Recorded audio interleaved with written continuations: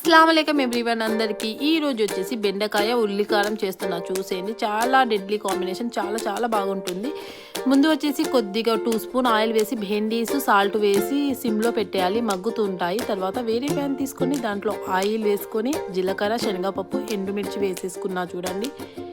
తర్వాత కరివేపాకు, తర్వాత ఇట్లా ఎర్రగడ్డలు వేసుకోవాలి. ఒక 2 ఆనియన్స్ వేసుకున్నాను చిన్న సైజు చూడండి. ఇది కొద్దిగా ఫ్రై చేసుకోవాలి ఆయిల్లో. శనగపప్పు బాగా కలర్ రానివ్వాలి చూడండి. ఆనియన్స్ కూడా మరీ బ్రౌన్ అయితే కాకూడదు, ఇట్లా కొద్దిగా మెత్తపడాలి ఆయిల్లో అంతే. తర్వాత ఇక్కడ సాల్ట్ వేసి చూసేయండి.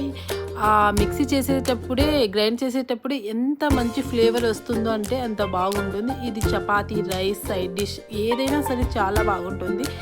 డెఫినెట్గా చేసుకునే తీరాలి, అంత బాగుంటుంది. కింద కూడా ఇంకొక వీడియో క్లారిటీ పెట్టాను చూడండి. ఇంట్రెస్ట్ ఉన్న వాళ్ళు చూసేయండి. మా ఛానల్కి లైక్ ఇవ్వండి.